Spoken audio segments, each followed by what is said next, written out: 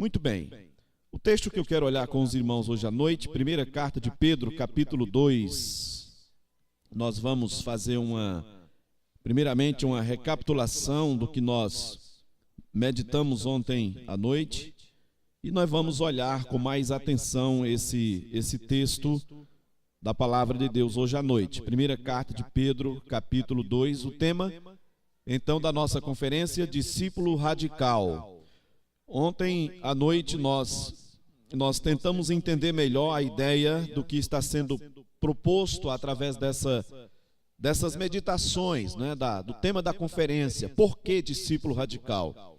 Foi mencionado que existe um livro com esse título, de autoria do pastor John Stott, e ele aborda exatamente essa ideia do compromisso com Cristo, do que é ser um discípulo, e a ideia, o que ele está querendo trazer com a ideia de ser radical. Então, de um modo muito breve, nós aprendemos que ser discípulo de Cristo é se identificar com a mensagem de Jesus e então viver esta mensagem, é você colocar no coração essa mensagem e marcar toda a sua vida por uma forma nova, uma forma diferente de viver. Foi lido hoje à noite o texto que nós meditamos ontem, lá de Marcos, capítulo 8, que Jesus fala: se alguém quer vir após mim, tome a sua cruz, siga-me. E essa é exatamente a ideia. Tem uma colocação importante lá que resume muito bem o discipulado, que é o negar-se a si mesmo. E faz muito sentido para tomar a cruz, porque você não pode ser um discípulo se você não está disposto a largar tudo que nós temos estabelecido como prioridade na nossa vida. Então, um discípulo de Jesus, nesse sentido, é radical mesmo, no verdadeiro sentido da palavra. É abrir mão de todas as suas prioridades, é negar-se a si mesmo, é pegar todo o seu projeto de vida e agora colocar em submissão ao grande projeto de Deus, para que você seja um verdadeiro discípulo. Então, se não há disposição de negar a si mesmo, não podemos tomar a cruz, que é identificar-se com Cristo. A cruz traz, então, a ideia de um estilo de vida, ou seja, você tem que estar disposto a morrer. É isso que a cruz propõe.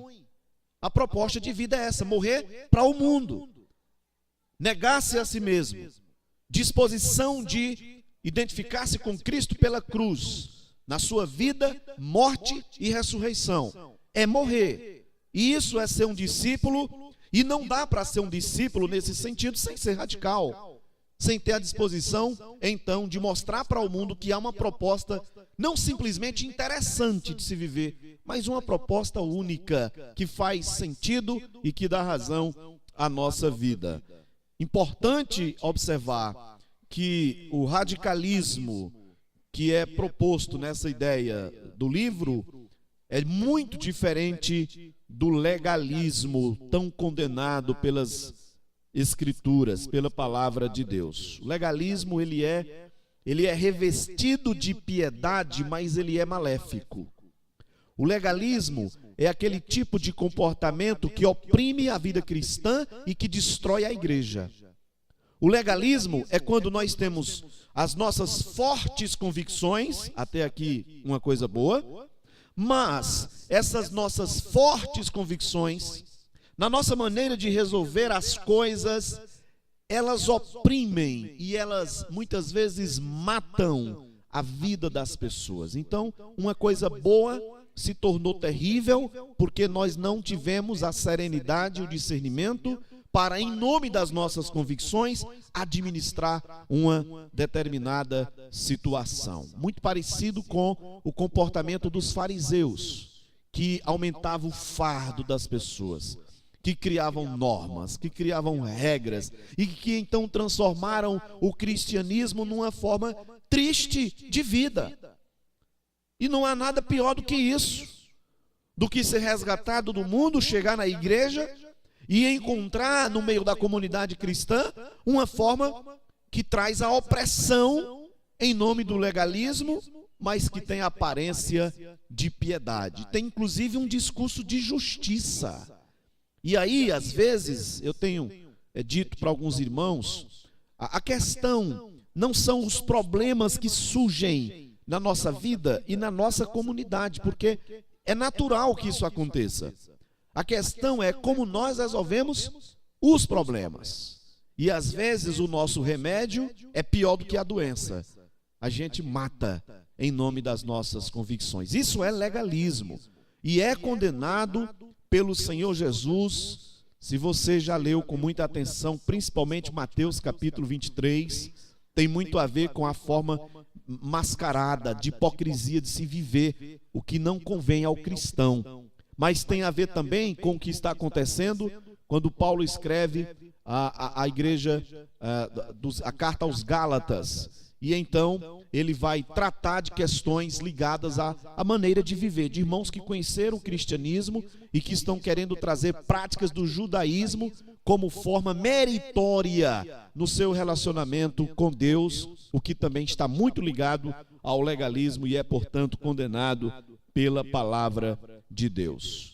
O discípulo deve se identificar com Cristo pela sua cruz, deve haver uma distinção daquele que é discípulo e daquele que não é discípulo, na sua maneira de pensar e na sua forma de viver. Isso é ser um seguidor de Jesus. Vamos ler o texto de hoje à noite para a gente seguir com a nossa meditação na palavra de Deus. Primeira carta de Pedro, capítulo 2, quero ler com os irmãos, verso 1 até o verso 10. Despojando-vos, portanto, de toda maldade e dolo, de hipocrisias e invejas e de toda sorte de maledicências, desejai ardentemente, como crianças recém-nascidas, o genuíno leite espiritual, para que por ele vos seja dado crescimento para a salvação, se é que já tendes a experiência de que o Senhor é bondoso, chegando-vos para ele a pedra que vive, rejeitada sim pelos homens, mas para com Deus eleita e preciosa.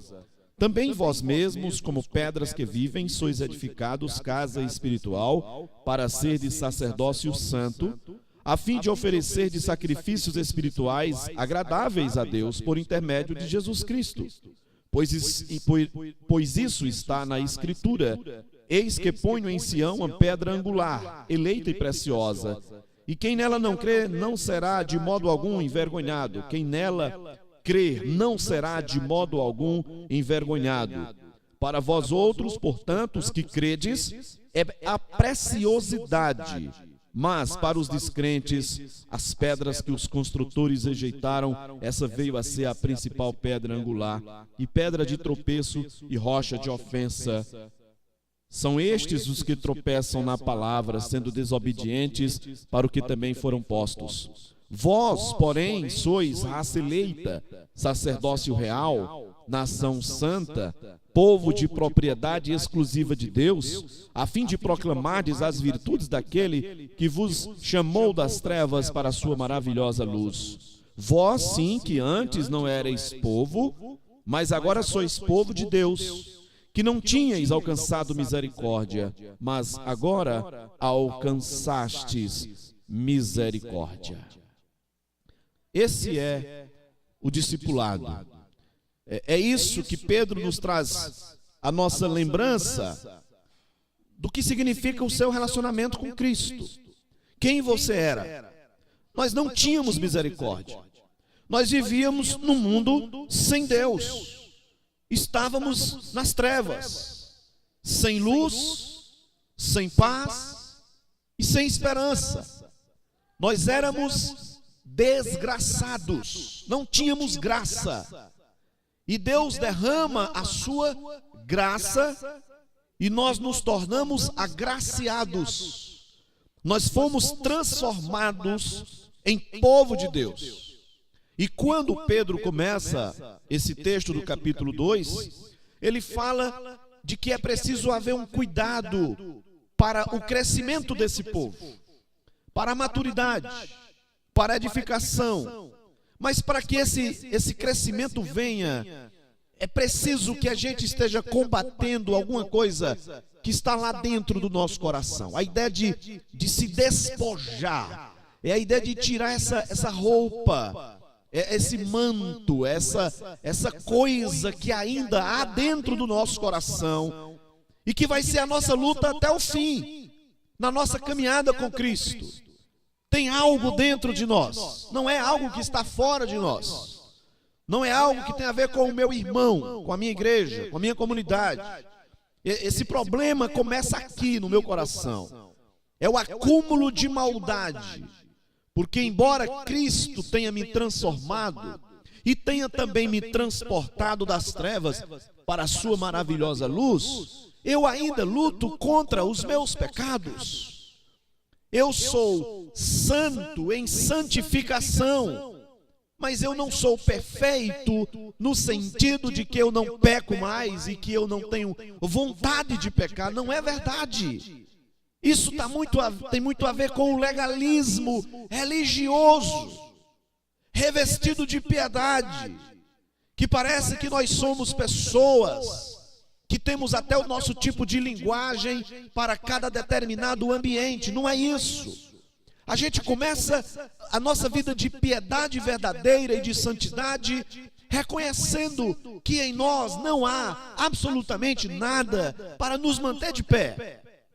Que o fato de nós estarmos aqui não significa que é fruto de uma virtude interna do nosso coração, mas é a graça de Deus. Eu não sou merecedor, não há absolutamente nada. A gente estava ouvindo hoje pela manhã um debate sobre a eleição, e eu estava pensando, ouvindo aquela explicação que nós tanto conhecemos, como Deus foi misericordioso. Por que é que Deus me escolheu? Por que é que Deus me incluiu nos seus planos? Por que é que o Senhor Jesus não me deixou passar a eternidade no inferno, mas Ele me resgatou para passar a eternidade com Ele no céu? O que foi que o Senhor viu em nós? Será que nós impressionamos a pessoa de Deus? Absolutamente, não teve nada disso. Nós fomos agraciados e nós não temos explicação nenhuma para isso, a não ser simplesmente dizer que foi segundo o beneplácito da sua vontade. Então nós somos as pessoas mais felizes do mundo, agraciados, e não há absolutamente nada que possa tirar isso de você. Essa sua nova posição diante de Deus. Nós não estamos mais debaixo do poder do pecado, como nós cantamos hoje à noite. E a obra de Cristo nos livrará também no futuro da presença do pecado. Nós fomos salvos da condenação do pecado passado, do poder do pecado presente e da presença do pecado no futuro. A obra de Cristo fez isso em nossa vida. Por isso que Pedro chega e diz: irmão, vocês precisam se despojar de toda maldade e dolo. Veja, no verso 1, de hipocrisia, de inveja, de toda sorte de maledicências. Ele não está dizendo que é possível que essas coisas aconteçam. E ele não está escrevendo para descrentes. Pedro está escrevendo para crentes em Jesus. Então nós temos isso no nosso coração: maldade, dolo, inveja, hipocrisia, maledicência. E ele começa dizendo que você precisa lutar contra essas coisas. Mas para isso, você precisa de um alimento espiritual. No verso 2, você precisa desejar ardentemente, como criança recém-nascida, o leite genuíno espiritual, para que por ele vos seja dado crescimento para a salvação. Você precisa amar a pessoa de Deus, como nós cantamos hoje à noite. Nós precisamos desenvolver, como falamos ontem à noite, forte devoção, afeição pela pessoa de Deus, através do alimento espiritual. Agora, como você pode amar a Deus sem conhecer a Deus? Não pode. Você não pode amar quem você não conhece. Não existe isso. Você não pode amar aquilo que você não conhece, falando de objeto. Não existe isso. Amor está ligado não só a valor, mas a conhecimento. E se nós não conhecemos a Deus, se nós negligenciamos a revelação especial de Deus, como é que nós podemos desenvolver amor pela pessoa de Deus? E se nós não o amamos, nós não teremos nenhuma razão, nem a certa motivação para continuar o preço do discipulado, que é muito alto. Por isso que para o próprio Pedro, Jesus disse: tu me amas? Porque se tu não me amas, tu não pode apacentar minhas ovelhas. Se tu não me amas, tu não pode acolher os irmãos com hospitalidade na tua casa. Se tu não me amas, tu não podes me servir com a motivação correta. Se tu não me amas, tu não pode negar-se a si mesmo, abrir mão dos teus sonhos, dos teus projetos. Se tu não me amas, não pode ser o meu discípulo. Não foi isso que Jesus disse? Não pode ser o meu discípulo. E quem ama a Deus e se relaciona e começa a ver na palavra como Jesus tratava as pessoas, como Jesus perdoava, como Jesus abraçava. E a gente começa a conhecer mais Jesus e começa a amar mais a Jesus. E é por isso que a música que o Gerson cantou faz sentido. É o teu amor que me faz viver. É o teu amor que me sustenta.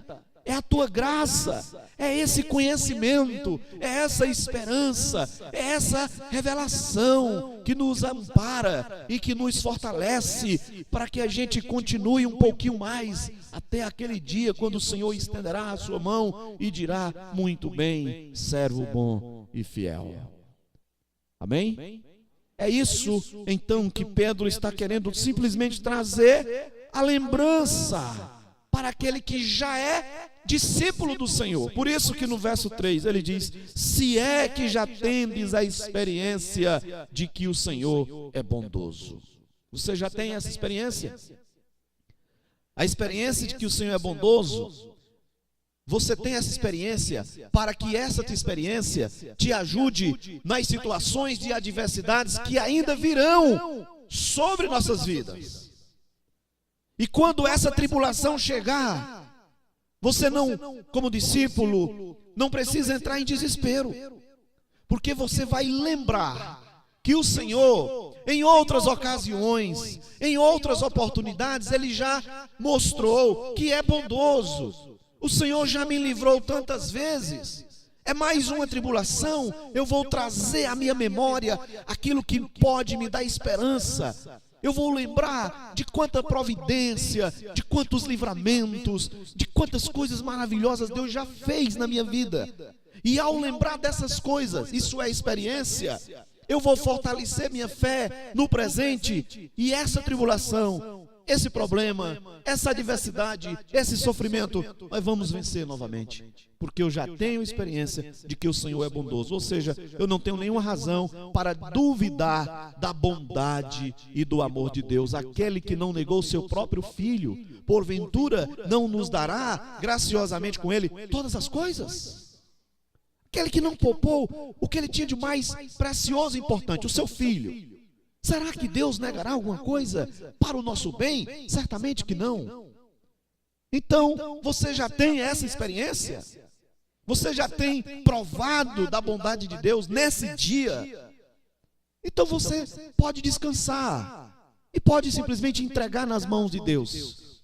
E como discípulo, no sentido verdadeiro do radicalismo, eu tenho convicções e delas eu não abro mão.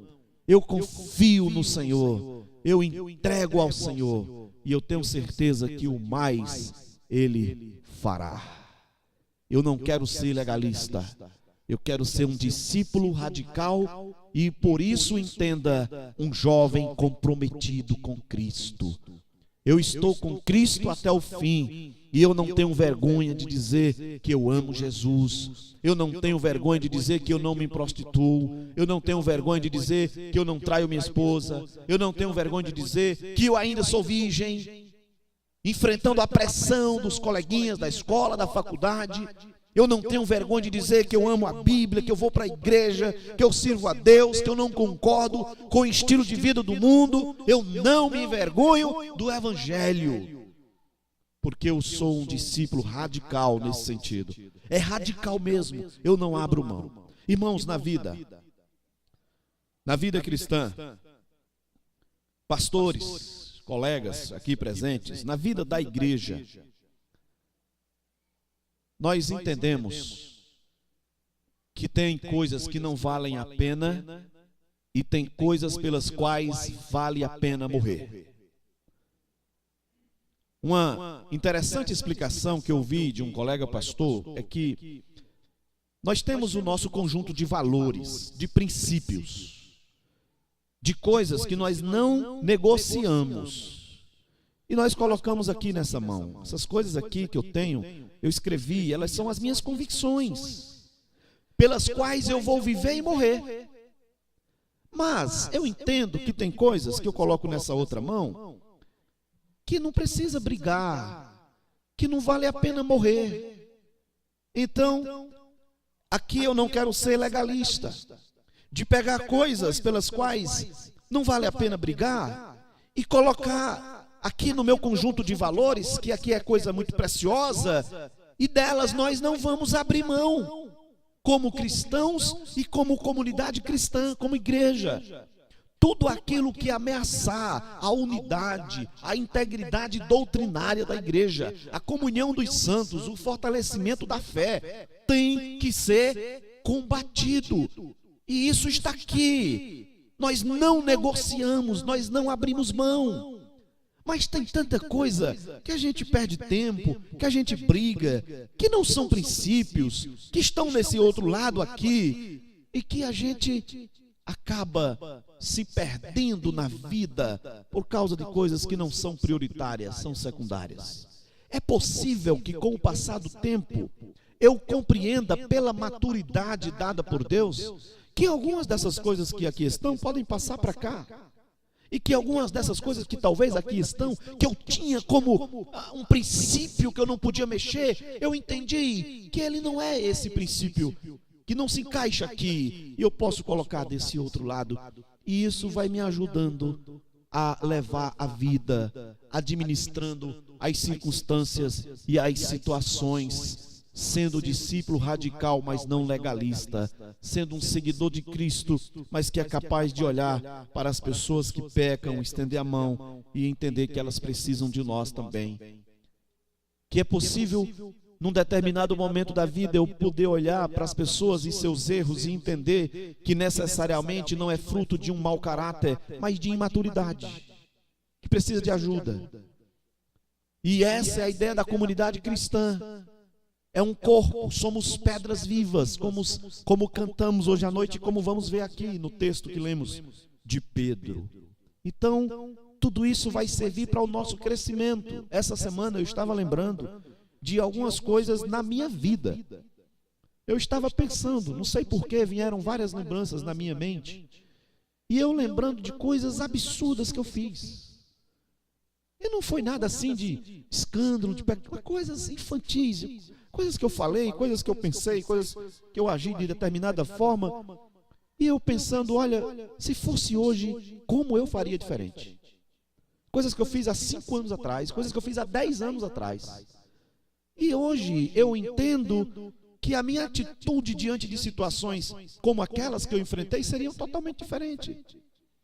Então, isso é bom, porque o livro de Provérbios diz que só o insensato não aprende, não é? Então, pelo menos, Deus está sendo gracioso de me abrir os olhos, de me ensinar. Se você está construindo e edificando o seu casamento, você vai ver que tem muitas coisas que você fez no passado, no início do seu casamento, que hoje você entende que é algo totalmente superado, não é? Toda aquela infantilidade, são coisas que às vezes eu até lembro com a minha esposa e a gente fica rindo de coisas pelas quais nós brigamos. Mas a imaturidade, o crescimento, o leite genuíno, andar com Deus, a experiência de que o Senhor é bondoso, essa experiência ajuda bastante. Eu estou levando alguns recados para minha esposa, porque eu estive hoje lá como é o nome do local? na ponta do Seixas, né? E comprei algumas lembranças. E a mulher muito extrovertida, né? Casou, passou o casamento mais de 50 anos, filhos, netos. Ela disse: olha, leve esse presente para sua esposa, porque a melhor coisa é quando ela pede um presente e você leva para ela, é muito bom. Mas quando ela não pede e você leva, é melhor ainda. Eu digo, o problema é que ela pediu um presente, né?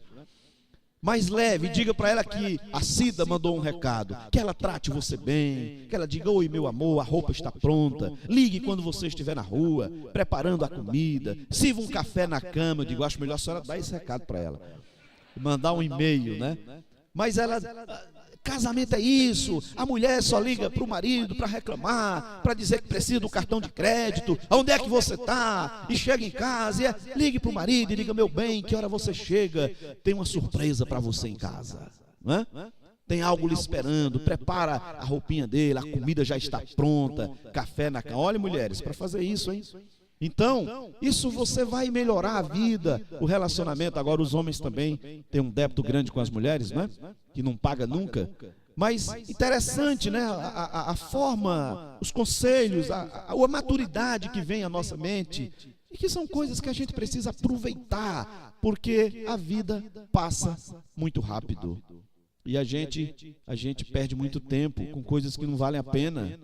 E a gente precisa viver a vida da forma como Deus te deu para você viver. E viver a vida como crente é a melhor maneira de viver.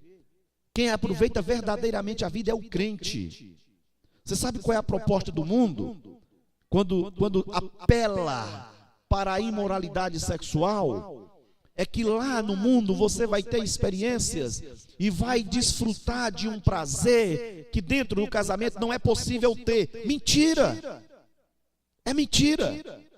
São as pessoas casadas, são as pessoas que estão construindo e edificando o seu lar, que são fiéis ao seu cônjuge, são essas pessoas que mais entendem de intimidade sexual, são essas pessoas que são mais realizadas, são essas pessoas que são mais felizes, são essas pessoas, inclusive, que vivem mais.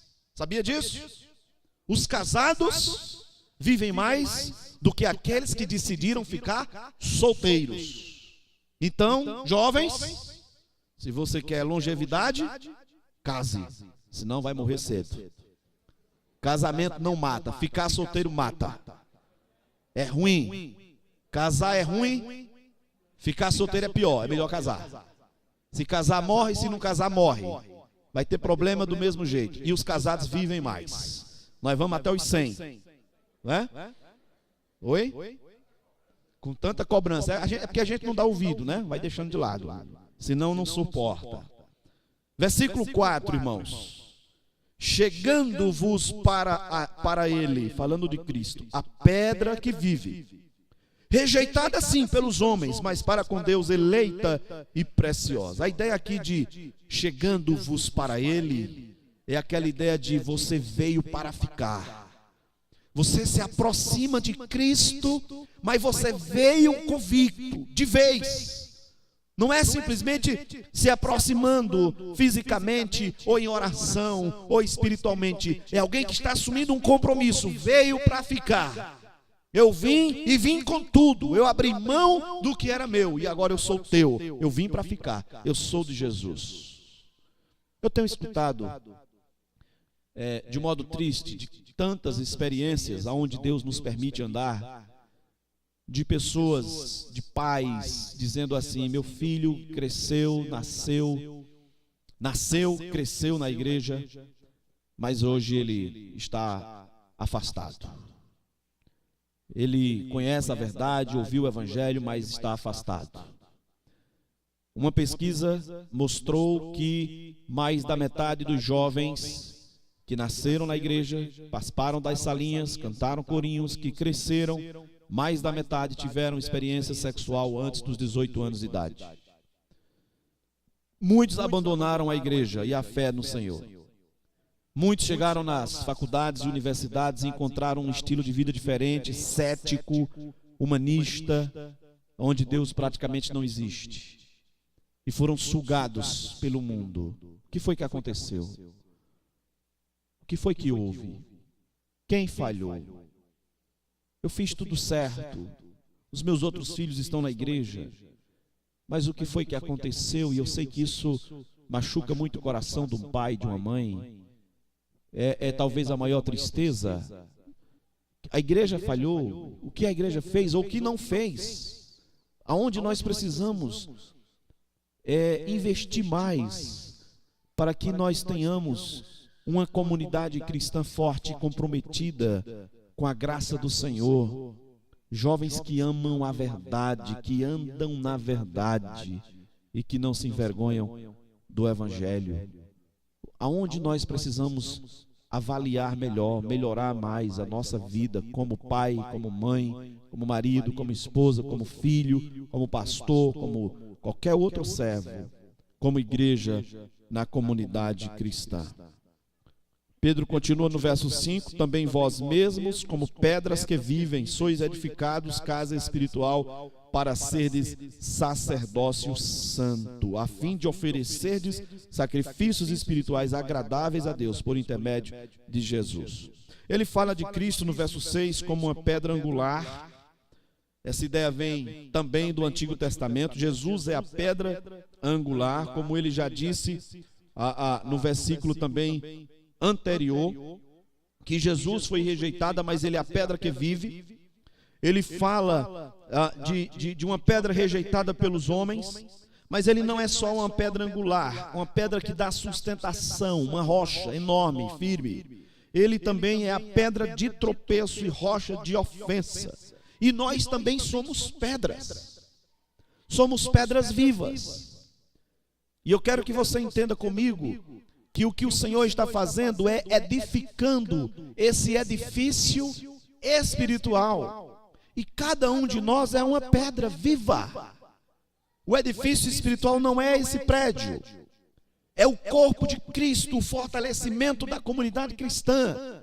Eu sou uma pedra viva, você é uma pedra viva, mas Cristo é a rocha. O diálogo de Jesus com Pedro em Mateus 16...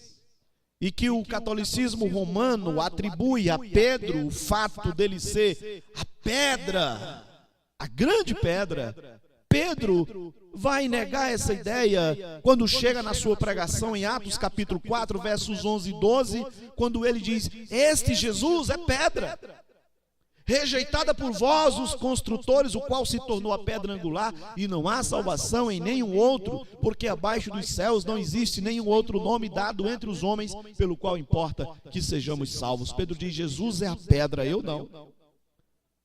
Jesus disse para Pedro que Pedro é uma pedra pequena, Petros, mas Jesus é a pedra, é a rocha, sobre a qual esse edifício espiritual está sendo edificado, como o apóstolo Paulo fala também lá em Efésios, e como o próprio Pedro fala novamente aqui. Jesus é a pedra angular, Jesus é a pedra que dá sustentação.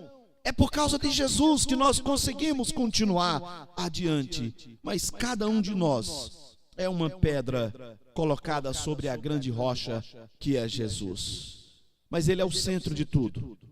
E aqui nós temos a ideia importante de ser entendida, que Jesus é uma pedra no meio do caminho de todas as pessoas.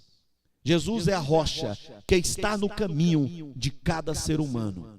Para aqueles que se quebrantam e creem nele e o aceitam como Senhor e Salvador, ele é a pedra angular, eleita e preciosa. Para aqueles que rejeitaram Jesus na sua vida e preferiram viver sem ele na sua vida, ele é a pedra de tropeço, a rocha de ofensa, mas no caminho de todos, ele é a pedra. Se você o amar e viver como um discípulo dele, ele é a pedra preciosa. Mas se você está enganado e não tem Jesus, ele é a pedra de tropeço, que trará condenação para todos aqueles que rejeitaram a salvação em Jesus Cristo. E é isso, irmãos, que nós precisamos defender e viver. Mas quando Pedro chega no verso 9, Ele lembra de novo: vós, porém, sois raça eleita, o sacerdócio real, nação santa, povo de propriedade exclusiva de Deus, a fim de proclamardes as virtudes daquele que vos chamou das trevas para a sua maravilhosa luz. Não esqueça de quem você é. Não esqueça do Evangelho. Não esqueça do que Jesus fez na sua vida, porque é essa gratidão que vai sempre, todos os dias, te lembrar que antes você não tinha misericórdia e agora você tem misericórdia. Que antes você não era povo do Senhor e agora você é povo do Senhor. Que tem no coração contentamento, que tem no coração disposição para aceitar aquela direção que Deus dá para a sua vida. E isso nos dá a direção correta, como fruto e consequência da doutrina correta. Veja a diferença entre essas duas citações que eu vou trazer para você agora. Escute com atenção. A primeira citação é de um homem chamado Benny Hinn, que no seu entendimento do Evangelho, ele diz o seguinte: nunca, jamais, em tempo algum, vá ao Senhor e diga: se for de tua vontade. Não permita que essas palavras destruidoras da fé saiam da sua boca. É impossível que Deus não conceda aquilo que é desejado por um homem de fé. Nunca diga se for da tua vontade em oração. São palavras destruidoras. Você concorda com isso? Sim ou não? Faça assim. Todo mundo assim. Palavras de um homem de Deus chamado Tomás de Kempis no século XIV. Escute o que ele disse: Cristo esteve no mundo, desprezado pelos homens e na maior necessidade, abandonado por seus amigos e conhecidos, no meio de caluniadores. Cristo determinou sofrer e ser desprezado. E você ousa reclamar de qualquer pessoa? Cristo tinha adversários e difamadores. E você quer que todos os homens sejam amigos e benfeitores seus? Se não está disposto a sofrer nada que o contrarie, como você será amigo de Cristo? Seja forte com Cristo e por Cristo, se você deseja reinar com Cristo. O amor de Jesus faz um homem desprezar a si mesmo. Entende? Percebe a diferença da forma como nos relacionamos com Deus? Eu entendo que Deus é soberano, que Cristo é o nosso exemplo no sofrimento. Senhor, seja feita a tua vontade. Ele é o nosso exemplo. E é esse entendimento, é esse discipulado radical, do qual nós não abrimos mão, que me faz forte. É o sofrimento que me fortalece. A área em que a fé é amadurecida é na arena do sofrimento e não na vida livre de problemas e de comodidade. O sofrimento é importante dentro do plano de Deus. E o discípulo entende que nós estamos neste mundo para enfrentar o que vier. E nós não abrimos mão do nosso relacionamento e da nossa vida com o Senhor Jesus. Por que as coisas não têm andado como deveriam? Por que a gente não avança como deveria? Por que a nossa vida não é a vida que poderia ser como crente em Jesus? Por que a igreja, o reino não avança mais? Por que muitas vezes, como discípulos, nós não temos vontade de ler a Bíblia? Por quê? Por que é que às vezes, como discípulos, e vamos ser honestos, nós não temos vontade de orar? Por quê? Por que é que muitas vezes, como discípulos, no domingo pela manhã, eu não tenho vontade de ir à igreja? E quando eu lembro da igreja, até vem uma grande tristeza ao coração. Por que é que quando eu sei que a igreja vai realizar uma assembleia, eu tenho pavor? Por quê? Por que é que o meu amor é tão frio pela obra missionária? Por que é que eu não tenho orado pelas almas perdidas, pelos missionários, pela igreja, pelo pastor, pela sua família? Por que é que a minha vida cristã já não tem tanta alegria? Por que é que eu olho para a vida dos meus amigos lá fora e chego à conclusão que a vida deles é melhor e no fundo eu gostaria de estar lá? Por quê? Por que que isso tem acontecido? Por que que a nossa vida não tem feito sentido? Por quê? Eu gostaria de concluir trazendo como resposta todas essas questões e perguntas as palavras de Lloyd Jones, que disse o seguinte: o que nos deixou assim foi a nossa atitude para com as Escrituras. Não as levamos a sério, não as aceitamos como elas são, não permitimos que elas falem conosco, não queremos que elas interfiram em nossas vidas. O que deixou a igreja indiferente? A nossa atitude para com a palavra de Deus. O que nos deixou vazios, de novo, apagamos a influência do Espírito, entristecemos o Espírito, a vida parece não fazer sentido, nós não temos mais a alegria da salvação. Foi a nossa decisão de desprezar a palavra de Deus. Por isso nos tornamos fracos, por isso nos tornamos desanimados, abatidos com facilidade, por isso nos tornamos indiferentes aos problemas das pessoas as quais devemos amar. Por isso que nos tornamos apáticos em relação à obra missionária. Por isso que o cristianismo não tem feito sentido para nós. Ou seja, nós precisamos, como discípulos do Senhor, voltar de novo a nossa atenção para a palavra de Deus. Nós precisamos novamente nos apegar à palavra de Deus e amar essa palavra. E nós entendemos que ela está aqui, desse lado. São as nossas convicções. É a autoridade de Deus. E dessa palavra nós não abrimos mão. Aqui não se negocia.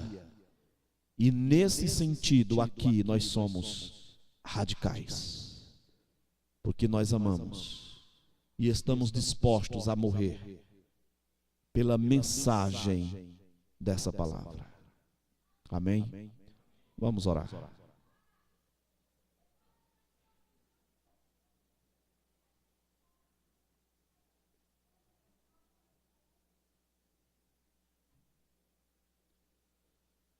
Pai amado, nós agradecemos porque podemos desfrutar da esperança da vida eterna implantada no nosso coração pela mensagem viva da Tua palavra.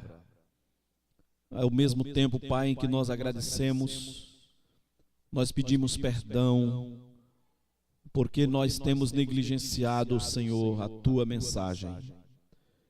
Queremos, Pai, confessar como Tua igreja hoje à noite que nós não temos Te amado como deveríamos, que nós não temos Te servido como deveríamos, que nós não temos sido santos como deveríamos. Oh, Pai, olhe com compaixão para nós, tenha misericórdia de nós pela obra de Cristo, e não nos trate, Senhor, como merecemos, tenha compaixão da tua igreja, do teu povo, e nos dê, Senhor, a graça de lutar contra toda maldade implantada ou que já está lá no nosso coração. Nos dê a graça, Senhor, de fortalecidos pelo Evangelho, viver a vida de luz que o Senhor espera de cada filho teu neste mundo. E nos dê a capacidade, Senhor, porque sozinhos nós não podemos. E o nosso pedido, Pai, hoje à noite é que o Senhor guarde a tua igreja, abençoe esses irmãos aqui, cada servo teu, cada ministério. Pedimos, Pai, que o Senhor abençoe a vida de cada jovem e que o Senhor o ajude a ser um jovem que ama a verdade e a viver a tua palavra nesta terra. Pedimos que retribua em bênçãos o trabalho de todos aqueles que têm servido ao Senhor. Agradecemos pelo bom tempo juntos. Pedimos que o Senhor fortaleça a nossa fé e nos ajude a caminhar firmes contigo até o dia de Cristo. Nós entregamos nossas vidas em tuas mãos e pedimos que nos abençoe no nome do Senhor Jesus. Amém.